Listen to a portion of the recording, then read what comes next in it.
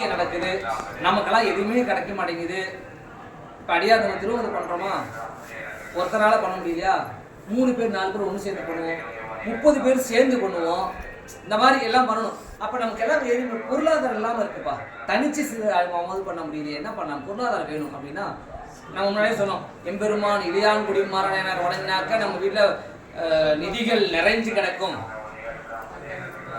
பருப்பு அரிசி எல்லாம் குமிஞ்சு கிடக்கும் பார்த்தோம், நெற்குவியல் இருக்கும், அரிசி பஞ்சமே வராது, பண்டங்கள் எல்லாம் நிறைஞ்சிருக்கும், தானியங்கள் குறைவில்லாமல் நிறைஞ்சிருக்கும். எம்பெருமான் இளையான் குடிமாறனார் வணங்கினா.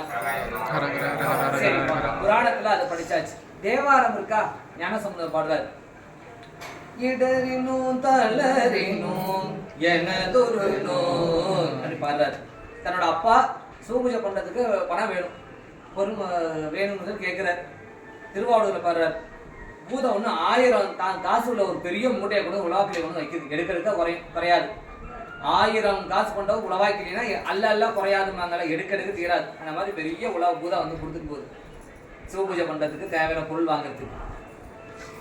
சரி, இன்னொரு பதிவும் இருக்கு. இப்ப திருவிழியில வர்றாரு, இப்ப காசு கொடுத்துட்டே இருக்கிறாங்களா, அடுத்த வாரம் வரும். அடியார் ஞானசம்பந்த பெருமான் அடியாருக்கு மட்டும் கொஞ்சம் நாட்கூரை தாண்டி திரும்புது ஆகும்.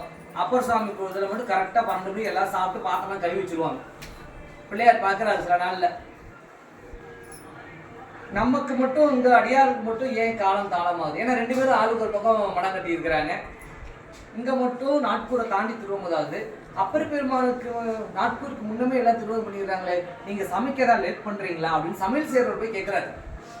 அவங்க தானே சமைக்கிறாங்க. அப்போ சொல்கிறார், இல்லை சுவாமி, நம்ம இந்த காசை கொண்டு போய் கடைவீதியில் சொல்லிட்டுனா வாங்க மாட்டேங்கிறாங்க, அதை மாற்றி திருப்பி நம்மளுக்கு பொருளாக வாங்குறதுக்கு ரொம்ப காலதாமதமாகுது, அதனால் நமக்கு நேரம் கொஞ்சம் தாழ்மாகுது அப்படின்னு. அப்போ அப்பர் சுவாமிக்கு 2 பேரும் ஒரே தங்க காசு தான் கொடுக்குறாரு, ஏன் மாற்ற முடியல? அப்பர் சுவாமிக்கு உடனே ஆகிடுது, இவருக்கு கொஞ்சம் இருப்பா, மாத்திரம் இங்கே போய் அங்கே போய் இப்படியே மாற்றி வர லேட் ஆகுது அப்படின்னு சொல்லிட்டு, சரி இதை நீங்கிறதுக்கு நான் பதியம் பாடியணும் அப்படின்னு சொல்லிட்டு வராது. இதில் சுவாமியோட திருவிழா 2. ஒன்று என்ன அப்படின்னா, குழந்தையோட குரலும் திருப்பி பாட சொல்லி கேட்கணுன்றது இறைவனோட விருப்பம். எப்பா பாடேன் அப்படின்னா போப்பான்னு போயிடுவார்.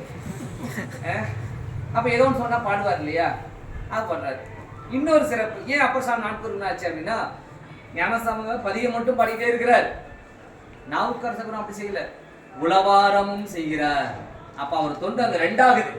அப்போ அந்த 2 ஆகிறதுனால பலன் அங்கே ரெட்டிப்பாக இருக்குது, உடனே எல்லாம் மாற்றமாகுது.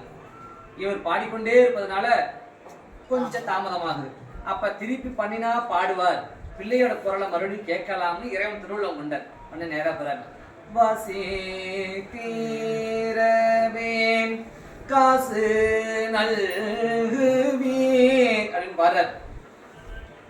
2 வரி தான் சுருக்கமாக பாடுறாரு, ஏன்னா லேட் ஆகுது இல்லையா. 4 வரி பாடிட்டு இருந்தா காலம் தாமதமான 2 வரியில பாடி முடிக்கிறார்.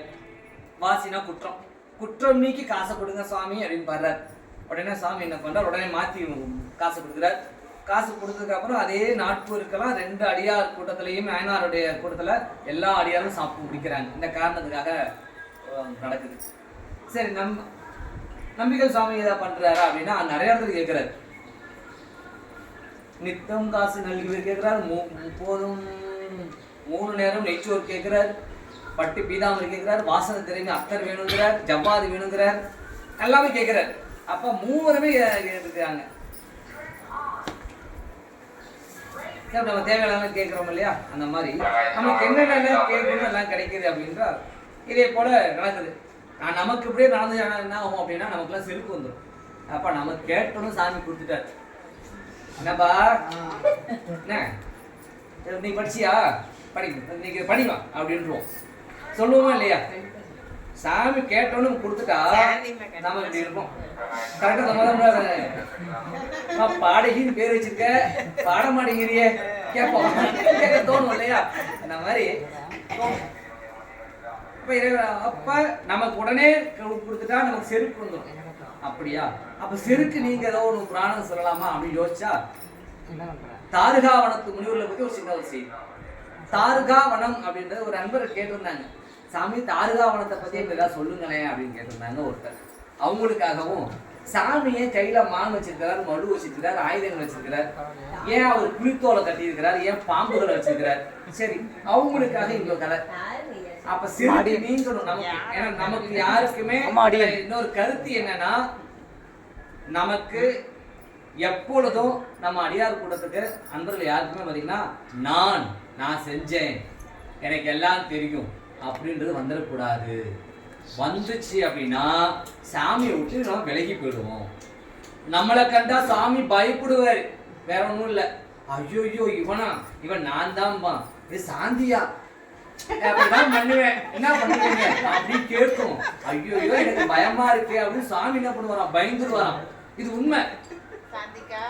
அப்ப நமக்கு அந்த செருக்கு வரக்கூடாது, அன்பு மட்டுமே இருக்கணும். அந்த அன்பும் ஒற்றுமை, நம்ம குடும்பம் எல்லாம் நம் உறவு, நம் சொந்தக்காரங்க அப்படின்ட்டு அந்த உறவு நமக்குள்ள இருக்கணும். கிரிவினை வரக்கூடாது, எனக்கு எல்லாம் தெரியும்ன்றது வரக்கூடாது. இதெல்லாம் வந்தா சாமிக்கு நம்ம விலகி போயிடுவோம், சாமி நம்மளை கண்டா பயந்துருவார் அப்படின்றதுக்காக இது ஒரு செய்தி. தாருகா என்பது பராய் மரம் சொல்லுவாங்க. தாருகாங்கிறது பராய் மரம்.